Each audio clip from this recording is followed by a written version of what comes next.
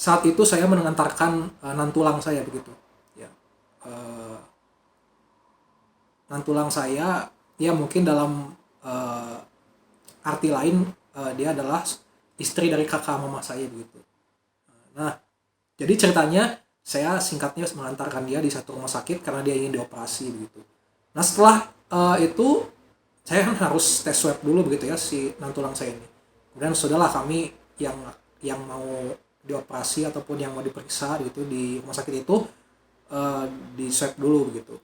Nah saat di swab itu ternyata di satu bangsal atau di tempat berkumpulnya pasien-pasien itu ada satu pasien atau dua pasien begitu ya, yang ternyata positif terkena atau terindikasi ada virus corona begitu ya. Padahal sebelumnya saya itu begitu aktif di dalam bangsal atau di kamar itu begitu, menemani nantulang saya ini begitu. Saya mengunjungi orang yang ada di sebelah nantulang saya begitu. Saya menceritakan bagaimana baiknya atau bagaimana pengharapan di dalam Tuhan Yesus. Kemudian saya mendoakan dia begitu. Kemudian kontak pun terjadi gitu, bukan hanya ngobrol saya, bahkan saya sampai bersalaman gitu ya, berpelukan dengan si pasien ini. Tapi ternyata ketika singkatnya setelah itu kami dipanggil keluar lagi gitu ya, ternyata dibilang ada yang terkena corona atau covid begitu di tempat bangsal itu begitu, tempat saya dan juga nantulang saya. Nah di situ memang saya satu sisi merasa shock juga begitu ternyata. Karena apa? Karena waduh, saya ini sudah sudah banyak ngobrol dengan orang-orang di sana begitu. Kemudian ada kontak juga begitu. Karena jarak antara pasien satu dan pasien lain, tempat tidurnya itu kan kalau di kelas 3 itu kan kan saya BPJS kelas 3 ya. Kemudian itu kan sangat berdekatan gitu ya. Nah, saya sih hanya berdoa saja dan juga yakin bahwa ya kalau saya niatnya baik begitu ya, ya tidak akan terjadi apa-apalah begitu. Dan puji Tuhan sampai sekarang saya sehat begitu. Bukan hanya itu aja begitu ya. Itu kan sebelum operasi. Pas ke operasi pun ketika saya menemani nantulang saya masuk ke kamar begitu ya setelah dioperasi, saya banyak bergaul dengan pasien-pasien yang ada di sebelah tempat tidurnya nantulang saya ini begitu. Kemudian saya ngobrol dengan mereka cuek saja, biasa saja begitu ya. Dan saya bukannya rugi ketika saya menceritakan siapa Tuhan Yesus itu begitu, yang menolong setiap manusia, mengampuni dosa manusia, termasuk kalian semua yang ada di sana. Saya bilang, saya juga mendoakan mereka yang sedang sakit di sana. Saya bukannya jadi dimusuhi, bukannya jadi berkurang apa-apa, malah berkat saya bertambah. Saya jadi punya banyak teman di sana gitu ya. Kemudian saya dapat kontak orang di sana begitu, dan lain sebagainya. Di situ saya setelah kejadian itu dan membaca satu firman ini yang sebentar akan saya bagikan, ini memberkati saya dan semoga memberkati dan menguatkan iman saudara-saudara di rumah.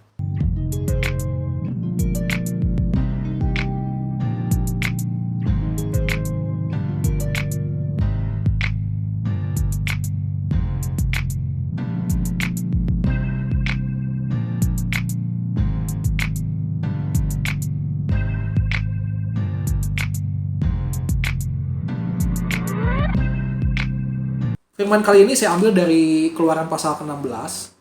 Keluaran pasal ke-16 ya, ayat 1 sampai dengan ke-20 saja. Saya akan bacakan. Judulnya adalah Mana Sabat.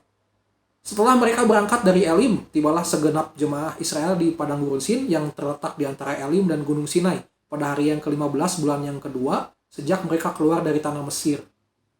Di padang gurun itu bersungut-sungutlah segenap jemaah Israel kepada Musa dan Harun dan berkata kepada mereka, kalau kami mati tadinya di tanah Mesir oleh tangan Tuhan, ketika kami duduk menghadapi kuali berisi daging dan makan roti sampai kenyang, sebab kamu membawa kami keluar ke padang gurun ini untuk membunuh seluruh jemaah ini dan dengan kelaparan. Lalu berfirmanlah Tuhan kepada Musa, sesungguhnya aku akan menurunkan dari langit hujan roti bagimu, maka bangsa itu akan keluar dan memungut tiap-tiap hari sebanyak yang perlu untuk sehari, supaya mereka kucoba apakah mereka hidup menurut hukum-hukumku atau tidak. Dan pada hari yang ke-6 apabila mereka memasak yang dibawa mereka pulang, maka yang dibawa itu akan terdapat 2 kali lipat banyaknya dari apa yang dipungut mereka sehari-hari. Sesudah itu berkatalah Musa dan Harun kepada seluruh orang Israel, Petang ini kamu akan mengetahui bahwa Tuhanlah yang telah membawa kamu keluar dari tanah Mesir, dan besok pagi kamu akan melihat kemuliaan Tuhan karena ia telah mendengar sungut-sungutmu kepadanya. Sebab apalah kami ini, maka kamu bersungut-sungut kepada kami. Lagi kata Musa, jika memang Tuhan yang memberi kamu makan daging pada waktu petang dan makan roti sampai kenyang pada waktu pagi, karena Tuhan telah mendengar sungut-sungutmu yang kamu sungut-sungutkan kepadanya, apakah kami ini bukan kepada kami sungut-sungutmu itu, tetapi kepada Tuhan. Kata Musa kepada Harun, katakanlah kepada segenap jemaat Israel, marilah dekat ke hadapan Tuhan, sebab ia telah mendengar sungut-sungutmu. Dan sedang Harun berbicara kepada segenap jemaat Israel, mereka memalingkan mukanya ke arah padang gurun. Maka tampaklah kemuliaan Tuhan dalam awan. Lalu berfirmanlah Tuhan kepada Musa, aku telah mendengar sungut-sungut orang Israel, katakanlah kepada mereka, pada waktu senja kamu akan makan daging dan pada waktu pagi kamu akan kenyang makan roti. Maka kamu akan mengetahui bahwa akulah Tuhan Allahmu. Pada waktu petang datanglah berduyun-duyun burung puyuh yang menutupi perkemahan itu. Dan pada waktu pagi terletaklah embun sekeliling perkemahan itu. Ketika embun itu telah menguap, tampaklah pada permukaan padang gurun sesuatu yang halus, sesuatu yang seperti sisik halus seperti embun beku di bumi. Ketika orang Israel melihatnya, berkatalah mereka seorang kepada yang lain, apakah ini? Sebab mereka tidak tahu apa itu. Tetapi Musa berkata kepada mereka, inilah roti yang diberikan Tuhan kepadamu menjadi makananmu. Beginilah perintah Tuhan, pungutlah itu tiap-tiap orang menurut keperluannya. Masing-masing kamu boleh mengambil untuk seisi kemahnya segomer seorang menurut jumlah jiwa. Demikianlah diperbuat orang Israel, mereka mengumpulkan ada yang banyak, ada yang sedikit. Ketika mereka menakarnya dengan gomer, maka orang yang mengumpulkan banyak tidak kelebihan dan orang yang mengumpulkan sedikit tidak kekurangan. Tiap-tiap orang mengumpulkan menurut keperluannya. Musa berkata kepada mereka, seorang pun tidak boleh meninggalkan daripadanya sampai pagi. Tapi ada yang tidak mendengarkan Musa dan meninggalkan daripadanya sampai pagi, lalu berulat dan berbau busuk. Maka Musa menjadi marah kepada mereka. Ternyata bangsa Israel begitu ya, ketika mereka sudah mengalami penjajahan atau penganiayaan di Mesir, setelah itu Tuhan membebaskan mereka dengan 10 tulah yang Tuhan berikan kepada bangsa Mesir. Kemudian bangsa Israel juga sudah melihat bagaimana mujizat yang terjadi begitu ya. Kemudian mereka juga sudah membuat perjanjian dengan Tuhan di dalam Paskah begitu ya.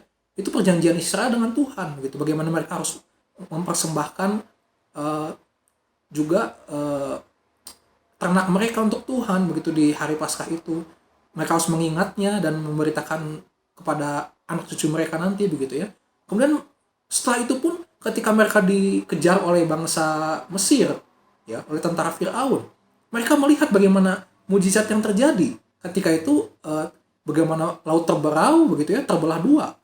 Dan setelah itu bahkan setelah mereka melihat dengan mata mereka sendiri bagaimana laut terbelah dua, mereka masih sempat memuji Tuhan. Ya, kalau kita lihat di pasal sebelum-sebelumnya ya, bagaimana bangsa Israel memuji Tuhan ya, meninggikan nama Tuhan. Tetapi setelah itu baru saja berjalan ya. Selanjutnya ketika mereka di Mara dan di Elim begitu ya, ketika bangsa Israel merasa haus begitu, mereka malah bersungut-sungut kepada Tuhan. Mereka seperti menyalahkan Tuhan loh. Kami mending di Mesir saja begitu daripada ada di Kanaan nanti begitu ya. Sampai sebenarnya Tuhan pun marah begitu. Ya, baik kepada Israel maupun kepada Musa.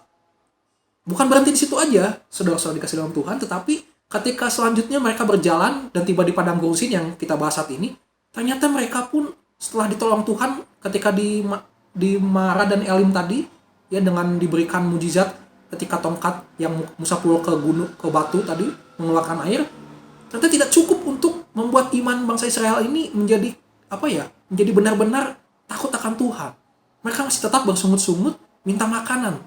Bahkan mereka bilang, kami lebih baik saja tinggal di Mesir begitu. Kami masak dan makan di sana daripada kami harus mati kelaparan di sini, di padang gurun ini. Nah, jadi sudah dikasih Tuhan,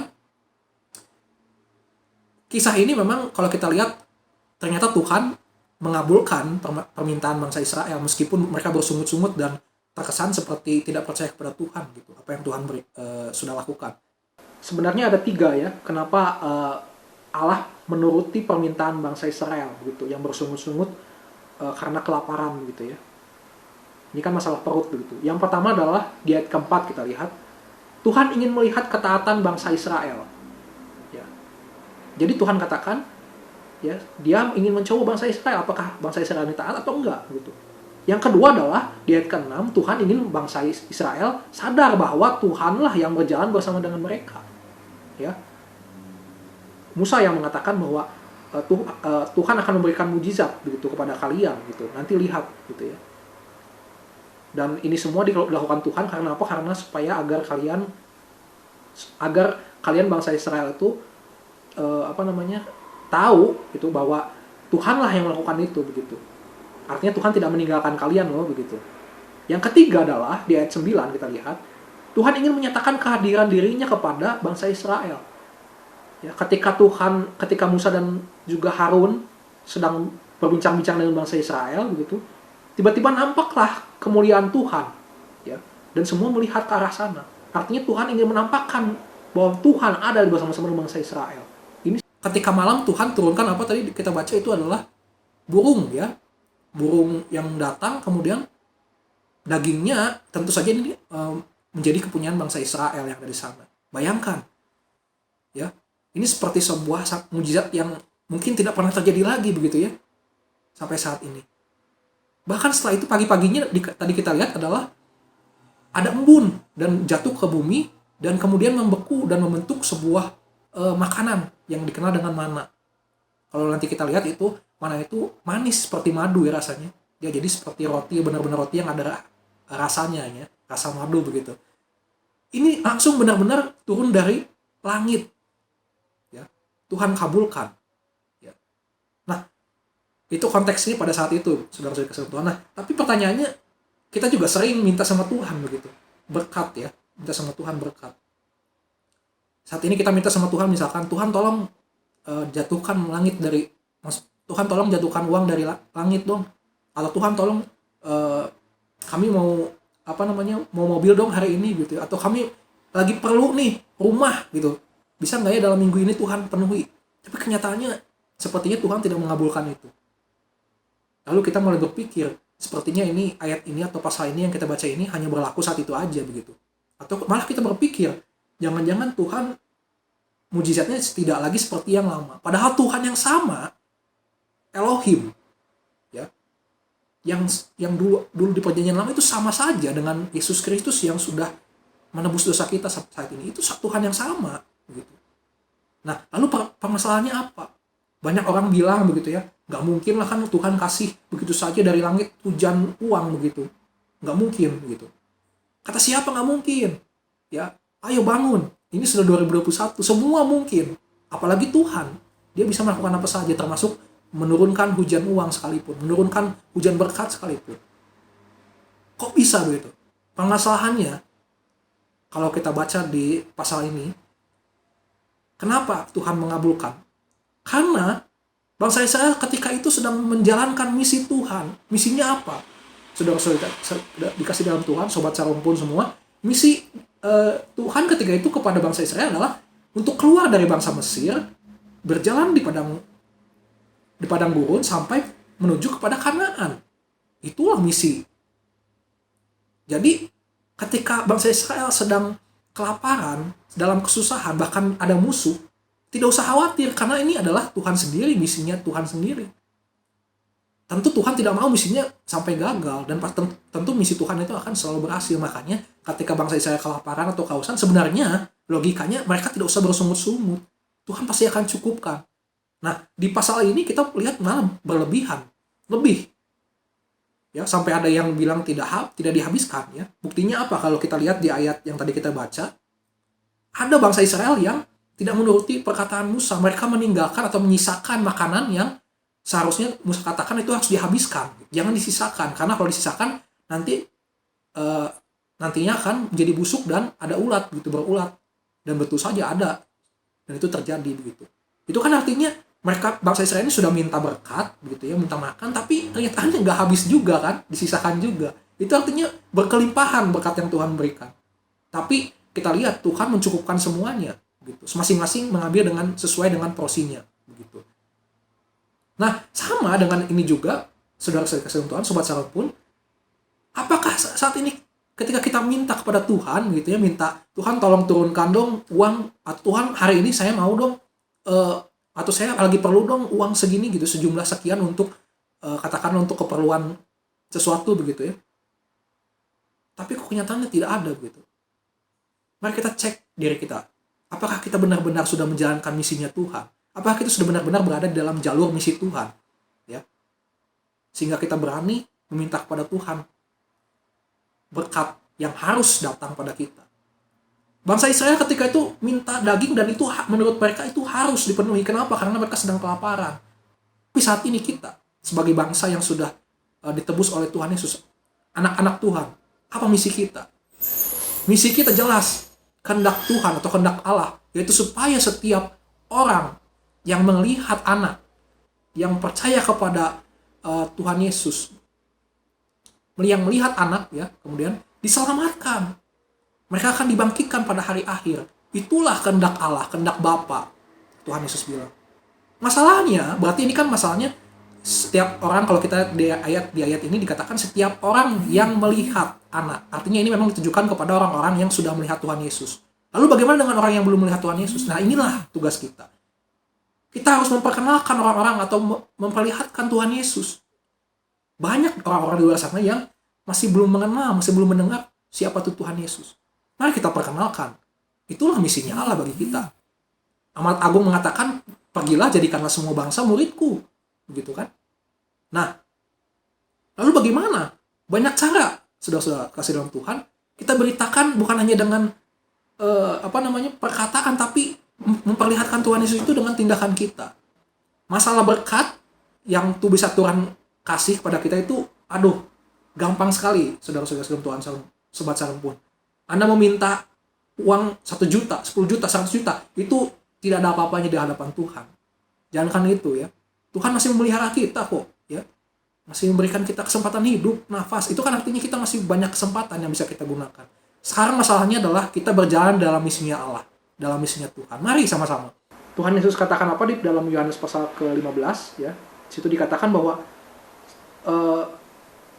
setiap ranting yang melekat kepada pokoknya, pokok anggur ya.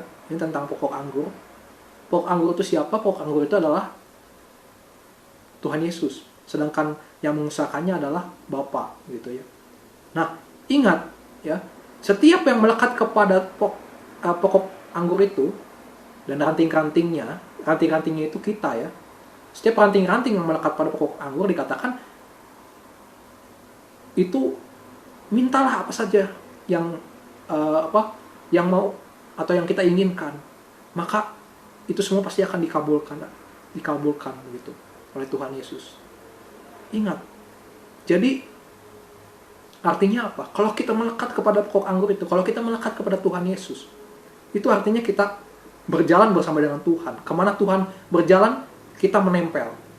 Artinya apa? Ketika Tuhan Yesus melakukan misinya, ya, kita ada di sana. Ketika Allah melakukan misinya, kita ada di sana.